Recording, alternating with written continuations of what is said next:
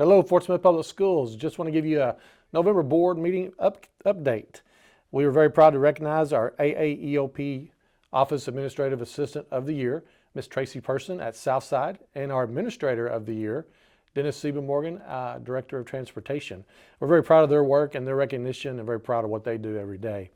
During the superintendent's report, I updated the community and like to update you that we have discovered through continued forensics that 576 students may have had their data accessed. And we also identified about over 3,400 students and parents that may have had their data either encrypted or accessed. So out of safety, we have expanded identity theft protection to those individuals for a year as well. That gives us a total of 12,658 people that have access to identity theft protection for at least 1 year. And we currently have around 250 that have signed up that are retired or resigned for identity theft protection. And that same number are around 250 for our current staff that have signed up. So if you haven't already, please sign up. If you need the information, reach out to HR and we'll get you some information on that. We also mentioned the Southside High School Commons area, cafeteria. We're looking at the flooring there. We have some issues with some buckling of the LVP, the flooring surface. We're trying to discover what that issue is so we can make sure we create a plan to resolve that.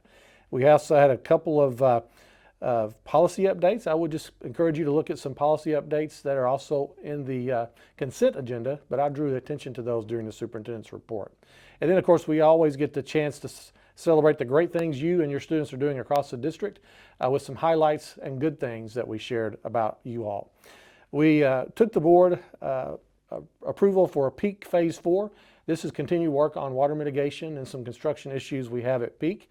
Peak's a beautiful building, great place for our students, and we are continuing to work to improve some of the water mitigation around that facility. The board approved continued research and design for Phase 4, which would address the east parking lot and the north side of that facility. Phase 1, 2, and 3 have been substantially completed, and those are targeted at roof drainage to improve those drainage systems. We also had Zonda come in, do a demographic update. I would ask for you to take some time to watch that. It's a very thorough update about the buildings that are going up in Fort Smith, the housing going up, as well as our employment opportunities, and a 10-year outlook on our enrollment across the district. And you can kind of see the data and what the projection may be, also based on how building and development is going on across the city. Then we talked about school choice. You may have heard January 1st, new school laws affect school choice. So legislation has allowed for students within our district to pick a school to attend after January 1st, as long as there's capacity. At 95% capacity, a school will be closed. The capacity is the number of students in a classroom building. So if a teacher is at 95% and there's not another teacher, then that option is not available. But that transfer is open to students outside the district, inside the district, so stay tuned for more information about school choice and the new legislation starting January 1. We also had a millage rollback presentation from Charles Warren.